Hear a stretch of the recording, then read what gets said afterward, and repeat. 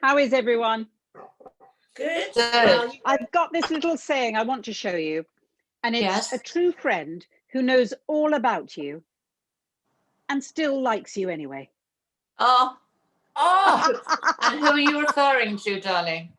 Well, any friend that I know all about you and still like you anyway. I just thought it was really funny. Isn't that fabulous? Oh my God. All our real friends drive us all, I was almost going to swear there, nuts. And it's and it's that the thing is, when you have friendship, you go through that journey, don't you, of irritation. Was that Lucy and Vivian Vance? Yes, it was. And actually Vic Wood and I were, as you know, great friends, and she gave me that because it's we gave each other I Love Lucy stuff because it was so funny, and they are exactly that. How funny. So, yes. I love Lucy. I've always said that Sherry should do an I Love Lucy. Do you remember I sent you ages ago?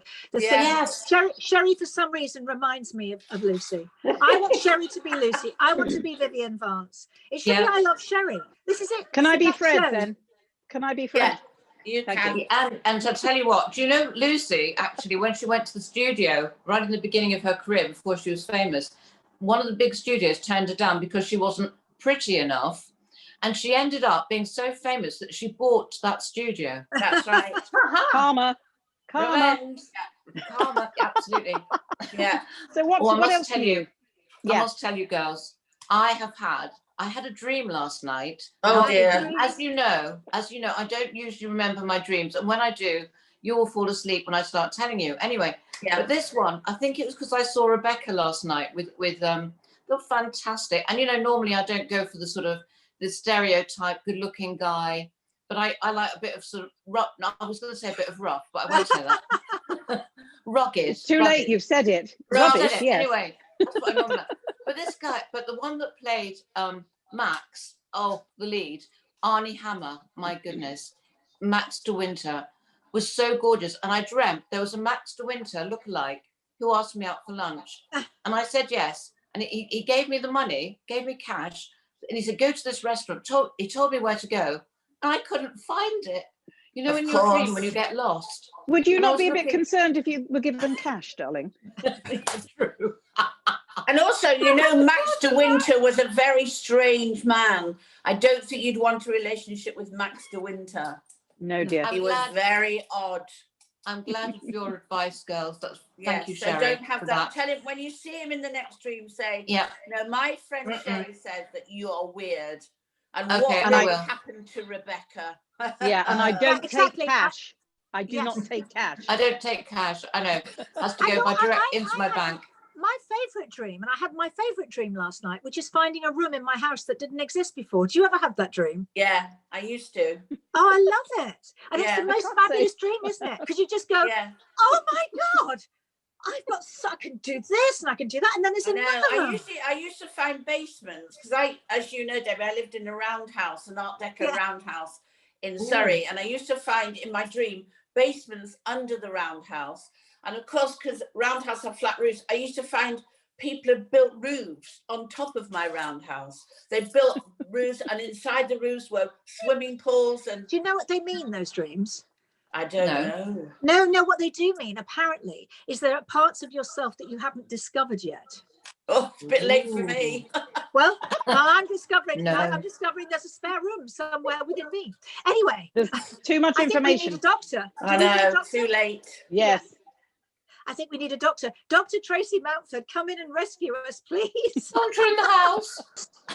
Yes. What bits do we need to discover about ourselves? Yeah, Tracy, we were just saying about dreams.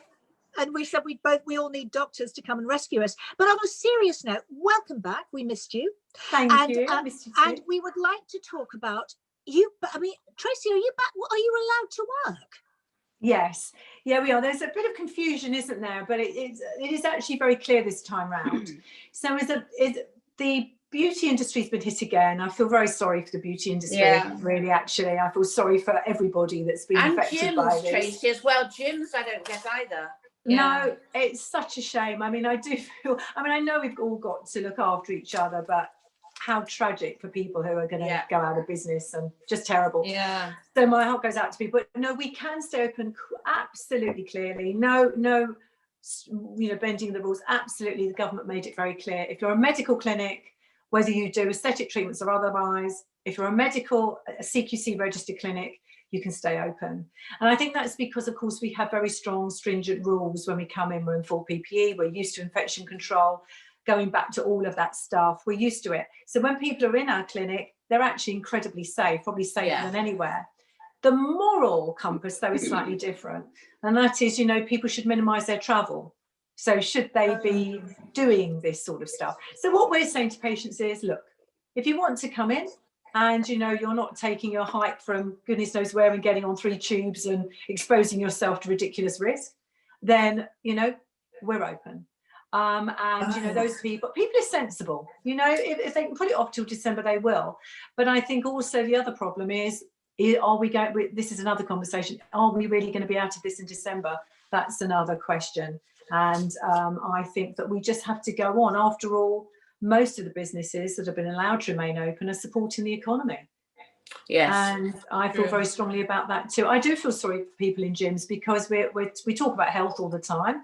We talk about stress busting. We talk about, keeping our mind, stress-free. And exercise is one of those things. But it's weird, isn't it, Tracy, that certain things can be open, like furniture stores are open where I am, and all that kind of thing. And yet, just going off-piste a bit, I don't know if you know Knowsley Safari Park, can't even say it, Knowsley Safari Park is enormous, absolutely enormous. And the man was on the news yesterday, said, I've got to feed my animals. And they've stopped people. You're in a car on your own, going round, looking at the animals, and then you go out. And they've stopped that. So none of this makes sense, does it? I think that is the problem. And we're not in government. We're not the Prime Minister. It is very difficult call for them, of course. I would hate to be, in that position. But it does seem nonsensical. I mean, the first day after lockdown, I think this is relevant to this discussion about health. The first day when we went into lockdown Thursday, didn't we? Or adjusted lockdown. And I went into I won't say very famous place for a quick, a takeaway lunch, and it was heaving. People were leaning over you to try and get to the food to queue up at the till, and I thought this is actually the most vulnerable I felt in months. Me too. And it was day one of the lockdown, and I just thought this is getting ridiculous. And I think it's about common sense, and unfortunately they had to lay down very stringent rules, and some of them, when you unpick it, you think, I'm not quite sure that doesn't make sense. How sensible that is. Because when we're outside, I will be honest with you, when I'm in London walking around, even outside when I'm in London walking around, I do wear a mask, but that's because people tend to just sort of appear from nowhere. Next to you. So, and that's because you don't want people to recognise you, Tracy. I mean, I've walked down the street with you in London previously, and you've always worn a mask. These masks are great when you feel absolutely dreadful, because actually nobody can see a damn thing, so it's absolutely fine. So it's absolutely good. But I think the other thing as well, going on to health, is that, and I was reminded of this myself, I found a rogue mole on my body this week. I thought, I've got to go and get that checked. And of course, what we learned from the first experience in lockdown was so many people were not getting checked, were getting frightened of getting their checks, were having, they were missing their cancer treatment. So we know all about that. Yeah. But it's just, I hope that this time that people won't get into that. I hope that we've learned from that experience. And I think we have, that life has to go on. The GPs have to see people. We have to carry on, because people are having problems with other illnesses that potentially are far more damaging to them. We always talk, Tracy. We always talk about women and our health and everything else. What about men?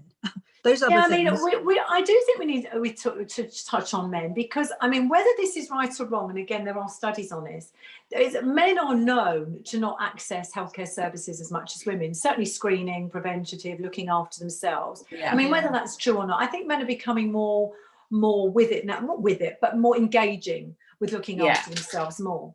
And I think the main things with men, and again it's the same with women, but so we wrap it up differently for men, but inherently it's the things that are going to get men, particularly middle age, are stress, stress, financial stress. A lot of people are under financial stress, and not being able to manage their stress through exercise or diet. And of course, we know in women, when we're getting more to the risk category for all kinds of things. With men, it's more cardiovascular. Cardiovascular disease kills people far more than anything else, particularly men in middle age. And of course, now stress compounds that. So it's more important that men are accessing, gyms, looking after themselves. We do find actually now more men do sign up to healthcare providers. I think culturally, if I could say, I think culturally now, supporting men, it was seen as being weak. So they didn't do it culturally. Now they're all supported. They support each other with all sorts of amazing charities. It's totally on the move and changing. Great. And because I think it wasn't allowed, you weren't allowed to be seen as ill because that was weak. And now we know it's not weak. If you are ill and you do something about it, that's being strong. Men are starting to realise, or have been over the last 10 years or so, Tracy, that men are doing a lot of cosmetic treatments. They're getting suntans, they're getting fake tans, they're getting their eyebrows done. What do you know? It goes We're going back to Elizabethan times, isn't it? I was going to say, do you know, men used to wear nail varnish, 500 years ago, or even in Roman times. So it goes, it's quite, acceptable for men to wear makeup and nail varnish. And the good thing is society, anything goes now, which I love. I do like that. I think that's great. And I think there's a difference between being well, isn't there? And again, this goes across but being well, being healthy, being fit, and looking well. Having that outside, looking well. Now, hopefully the two go together. But we've only got to look at what's been going on recently in America, but also, again, just out there, that men are embracing looking, healthy, well, investing in their look, dressing well. Cosmetic industry has gone bonkers with male products. Whether actually they're any different from female products, to be honest, is questionable. But, male health, skincare, men are spending a lot more. It's good on them. If they want to look good, great. That's up to them, isn't it? Men are having more spray tans and fake tans. Hopefully not to look overdone, but that's far better than going under a sunbed and actually increasing the risk of skin cancer. So good on them, and also investing a lot in teeth. And as we get older, our teeth don't look necessary. Some people are blessed with amazing teeth, but that's the first thing I tend to go to. I don't know about you girls, but I go to eyes, twinkly eyes, and teeth. It's a sign again of health, isn't it? It is. What's great is that dentists are now open, whereas in the last lockdown they weren't. That's true. That's really brilliant. Yeah, dentists are now open, but I've noticed again, high-profile people that we've been looking at recently, teeth are amazing set of gnashers. And I think, again, that's associated with really good health, well-being. Yes. And the thing that I think is rather amusing, but it's true, the studies showing that men who are healthy and well and, very strong jawlines, have a very strong jawline and a very low brow. And that is very interesting. So the dominant male, whether we believe in all that or not, and we can argue that one into the ground, low forehead, strong jaw. But Tracy, when we get older, we have to have, hormones to help us keep our bones active. What happens to guys? Do they fall apart as well as they get older? Or testosterone levels drop. Yes, and that's why. Testosterone. But they don't have what we have, because Picasso was still having kids in his 90s. Absolutely. Just saying. Absolutely. And also, I was going to say, when I look back over the past, whether they had a strong jawline or a low brow never entered my head. It was about, are they funny? Do they make me laugh? I can't. And I look back and I think, sadly, not everyone looks like that. There's some very strange. It's about the person. And I don't kind of care ultimately. It just make me laugh. No. I think that's true. I mean, we're talking about here more what's regarded, as a masculine versus what we all like, in people. And I think the two are enormously different. But going back to, and in fact, going on that point, Harriet, the funny thing is, in the sort of male dominance world, a smile, and none of us would agree, a smile is seen as more dismissive, submissive. Certainly in the male one. Actually, we Who love says that? smiles in men. No. We But love who smiles. says this? Who says No, this? this is Who what's are these regarded as, people? it's a little bit submissive, but it's very engaging. Apparently, the big wide, you know, the tight lip smile, this, Yeah. that's regarded as more masculine, believe it or not, because it Oh, that's widens. absolute crap. I know. Who Yeah. says? Who says? Bollocks. I'm saying Just want bollocks. to make it clear, Terry, this hasn't come from me. I don't care about the big forehead or the jutting chin, as long as they've got a very big heart. Thank you. Thank you. Very All useful. that matters, a big Yes. heart. Yes. And that's Yes. the end of. Okay. I agree. A And I good would heart say- that can make us laugh. Make us Yes. laugh, I think, The is rest is humour. bollocks. Gonna laugh. And I was saying, Tracy, earlier that I always said that I liked a bit of, not rough, but I liked somebody to be, you know, not perfect looking. I like them Agreed. to be a bit. D, you can't pull it back now. You've said rough. We know you Darling, want a bit we've of got rough. the photographic No. proof. Tracy, It's thank you, too darling. late. You Men can't with pull it dirty back. nails. Men with dirty nails. Oh. Anyway. Oh no. Thank you, No. thank you, Angel. Thank you, darling. We'll see you Thank next week. you. A fun day See you today, silly soon. one, but we need a bit of silly. Thank you, guys. Nice to see you again. Have a lovely Bye. day. Bye, See you darling. next week. Bye. Bye. So there you Thank go. God you said a big heart, darling, because Yes. I totally. I was going to say. And I laugh. I don't care about jawlines. It's the last thing that Okay. Well, you occurs to me. actually, Harriet, but you don't think you do. But in fact, what's happened to me in the past is that, you know, you somebody with humour attracts you. It's not their looks. But then you start to think that they're very good looking. You start to see things about them. They have got lovely eyes. They have, whereas previous, you know, the very, very sort of good looking guys that you just look at and think, wow, become more unattractive. That you start thinking, oh, I forget about his eyes. You know, it's just, it is all about personality. And of course, See, Debbie, I feel the same about dogs. Yes. well, that's You see? very good. That is the best segue I've ever known in my Thank life. you. Thank you. I'm known for my segues. Yes, Sherry You can't Houston. tell from the way you walk, but it's very impressive. So we would like to introduce to you our next guest, who in fact is very connected to dogs. DCC Adrian Hanstock is going to tell us all about the fantastic Railway Dogs Fund, and he is an amazing guy, and this is what the dogs do.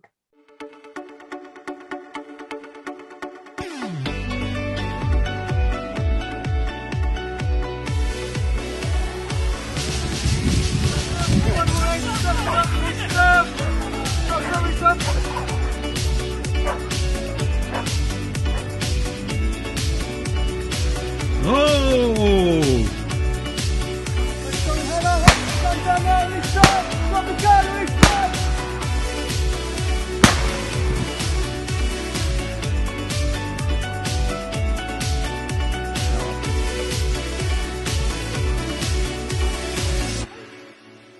Hello. Hello, welcome to Hi, our Adrian. nest. It's a great pleasure. Thank you for having me. Oh, That's Adrian, all right. it's so Coming. lovely to see you. I am, G and I are the lucky ones because we know you in real life, in person. We do. So we're in the very, flesh. very privileged to have you here. Adrian, first of all, tell us all about the Railway Dogs Fund that you have, that you're the founder of, and I'm the ambassador of. I'm so proud to say. And we're so grateful to have you on board. Well, you know, it came about when one of our officers contacted me and in a nutshell said that their retired dog was very poorly and it was costing them an awful lot of money that was hard to find as a, you know, a working officer with a family and, you know, a house to keep. And you know, the real challenge was, although these dogs have worked all their life, once they retire, they're just classed as pets, and we can't spend public money to support them, which seems a real shame. And they you know, can't get insured, Adrian. very difficult because they've had such a hard-working life. You know, they work 24 hours with their Yeah, handlers. yeah. They get in some real tricky situations, as you'd expect. So you know, it just prompted me to think, well, what can we do? There must be some way of stopping these, you know, very kind people who are looking after retired dogs from having to fork out incredible sums of money. So we set up the fund, and it is rocketed. There's been such a great interest, and you know, that has given us a real boost. That's brilliant, because some of them, we've just seen the film before, and some of the things that they do. I mean, you've been attacked quite a few times, haven't you, by those gorgeous creatures? Just to, you know, because the training is incredible, isn't it? Yeah, and of course not all of them get through. You know, we do rehome a few of them, but we're very careful in what we select from the outset. We have some really good breeders. People offer us dogs. In fact, you offered us one of yours, didn't you? But Yeah. there was, you know, there was such a take up on yours that other people beat us to it. But no, it's tricky for them. Adrian, can I ask you about your use and what led you to the police force? What were your pets when you were little? What is this connection that you have? What was your journey there? Wow, what a good question. What were my pets? I had a little bird called Dinky. That was the extent of my menagerie. Of course. But you know, I never wanted to be a cop. It was purely by accident. How did that happen? I started as a filing clerk at the police headquarters, and I used to read in the wee small hours the murder boxes. I'd go into the storeroom, the archive, get the murder box out, read the files and the statements, and look at some really gory photos. But it just made me think, wow, I'd love to be involved in helping those victims and their families and people. And it sparked my interest. And so after a little bit of a stint answering 999 calls, I took the plunge and became a police officer. And I've never regretted it, I have to say. Adrian, I did a programme a few years ago called Murder Most Famous, and there were 10 of us, and it was all about writing crime stories. But in the days, we were doing tasks, and one of them was to work with the police dogs.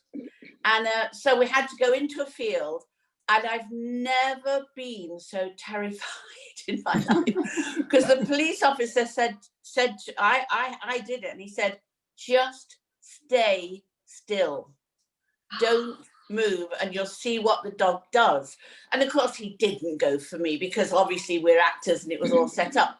But he went for the police, and it was really, I was so amazed and shocked.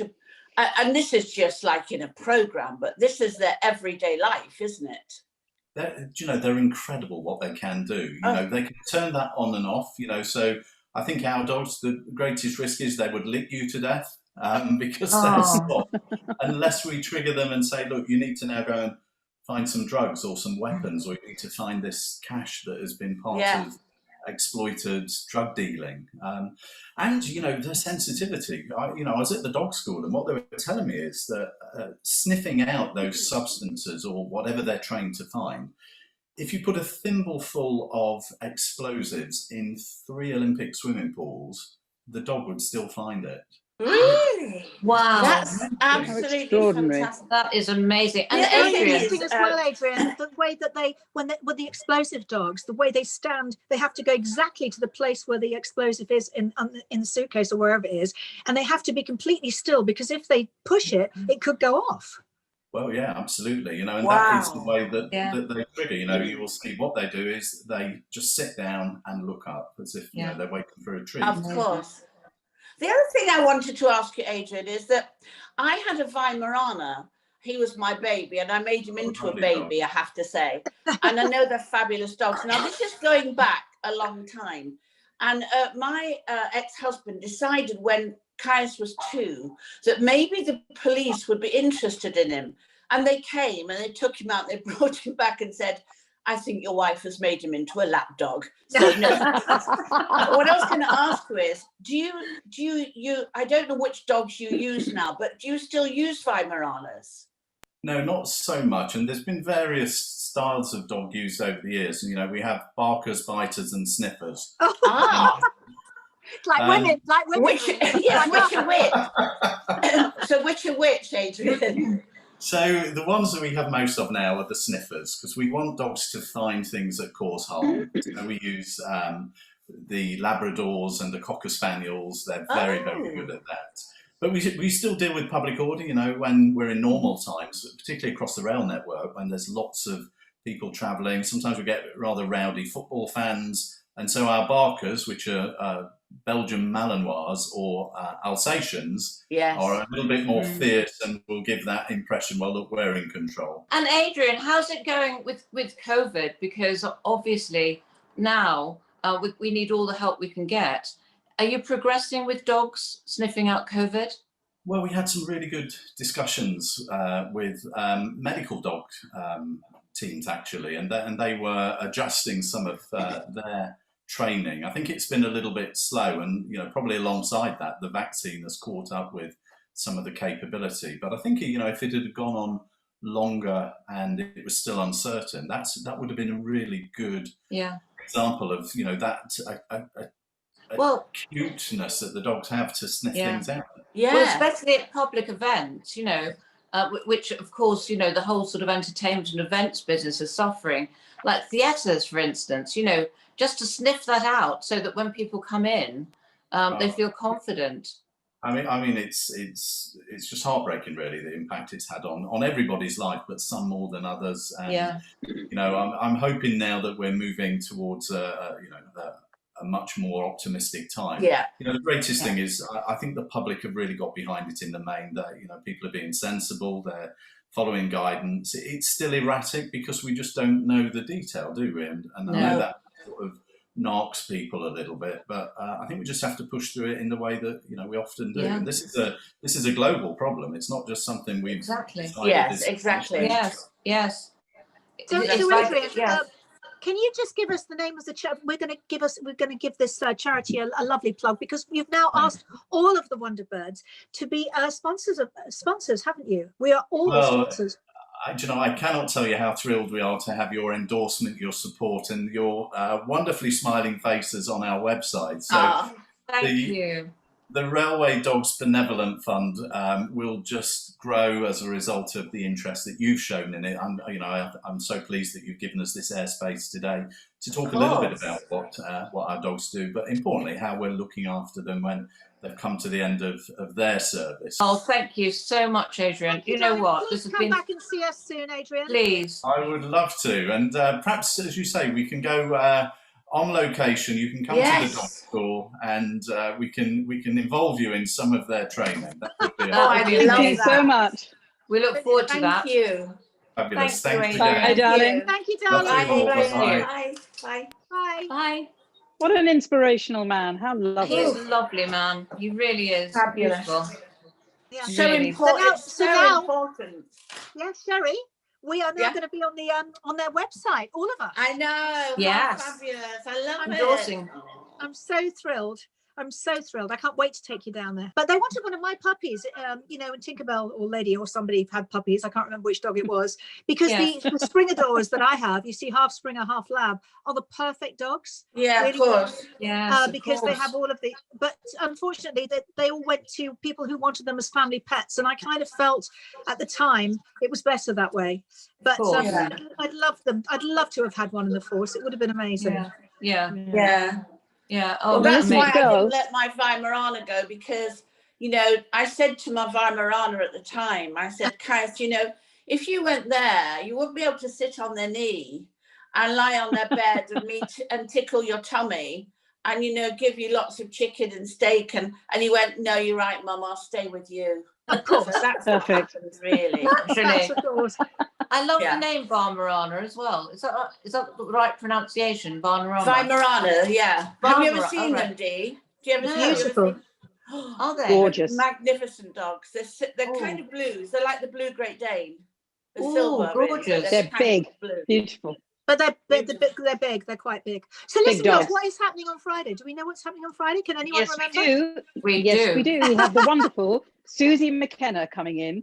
Yes. Director, has run. She is extraordinary actress, director, producer. You name it, she's done it. She's amazing.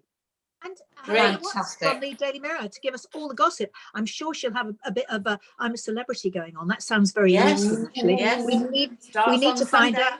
I can't imagine what it's going to be like in the, from the jungle to Wales. Wales, I know where that is, and that castle is haunted. It's the most terrifying place you've ever seen. I would not go in there in the daytime. So see you girls on Friday. I can't wait. See you Friday. Friday.